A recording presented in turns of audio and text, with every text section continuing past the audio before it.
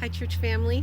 Here I am in my backyard with my chickens on the day after Easter, making a video for Compassion Sunday, which would have been this coming Sunday, but now has been put on hold because of the coronavirus and the threat of COVID-19. So we're all staying home and church is online. So is that why I'm staying home? Because of a threat? Because of fear? No. Because I'll be honest with you, I've been deluding myself by thinking that I'm probably one of those ones that would get the virus but only experience mild symptoms, that I would recover after 3 days and then have a super boosted immune system, and then I could go care for the sick and dying with a giant S on my chest. Yeah. I'm not going to lie, the first week of staying home was really tough for me. I felt very alone and isolated, but then God comforted me with the example of Jesus, who spent 40 days in the desert, alone, praying, talking with his Father, and being tempted by the devil, and he had no food. But Jesus came out from that stronger, and I can too. I have food, although I admit that I am being tempted by the thought of shopping baskets full of leftover Easter candy that certainly must be in the stores right now, all at half off. But I'm staying home. Am I staying home because of an oppressive government that is squishing me down and I'm burdened under the weight of it? No, I'm a child of the King. This earth is not my home. And really, the whole world is doing the same thing. It's not just us. And all the governments are struggling to know how to protect their people. No, all of us are being oppressed by a teeny tiny little spiked virus. The truth is, the main reason I stay home is because of love for my more vulnerable brothers and sisters.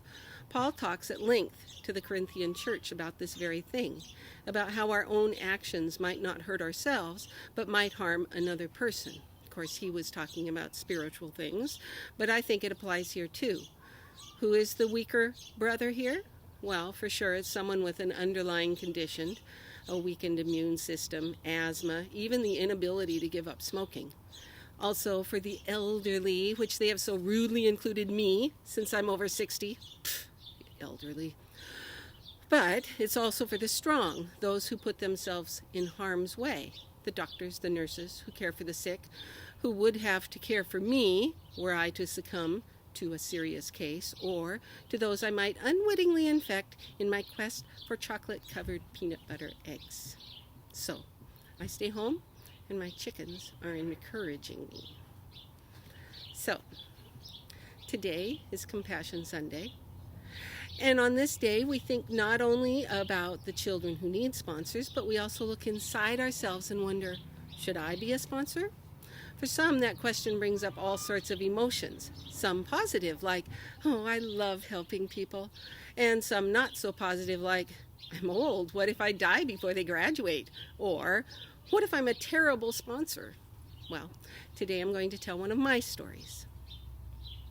I've sponsored kids from various countries since the mid-90s. Some have graduated, some have left the program, some I got as young children and some as teens. Some of them I chose myself, and some were chosen for me. But one thing was constant. My focus was always on the child. Then I got sad. Well, actually, I wasn't sad yet. I was anticipating being sad. Okay, let me explain. June 17th has been a special day for me. It was my wedding day. Then I became a widow. But I had a friend whose birthday was June 17th. This is Penny and me. So, instead of focusing too much on myself, I would take Penny out for coffee and celebrate her birthday. It was good because she had known and loved my husband too, and we shared the same grandchildren. Her son is married to my daughter. Then Penny died. It was awful. I was talking to my daughter about it and thinking ahead to how June 17th would be doubly awful when it came around, but she had a great idea. Why don't you get a sponsored child with June 17th as a birthday? Then you can still celebrate on that day. It was a fantastic idea. So I got online on the Compassion website and searched for a child by birthday. There were a lot. Well, Penny spoke Spanish as a second language, so I narrowed it down a bit that way.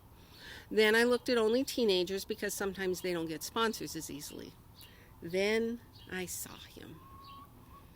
Christian. Right away, he reminded me of Penny. I read his bio and found out that he was being raised by a single mom, which was something Penny had had to do.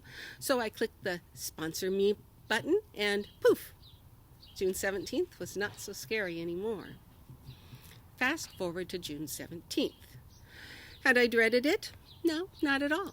Whenever I thought about it, I prayed for Christian. I thought about him opening the birthday card I would send him. I would tell him about the 16th birthday, that's how old he was going to be, was a big day here because you could go and take your driver's test and get your driver's license.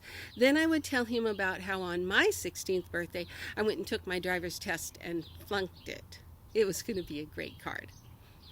On June 17th, I didn't think about my past sorrows, but I did think about Christian. With horror, I realized that I had not sent a card. Well, maybe I did, but I just forgot.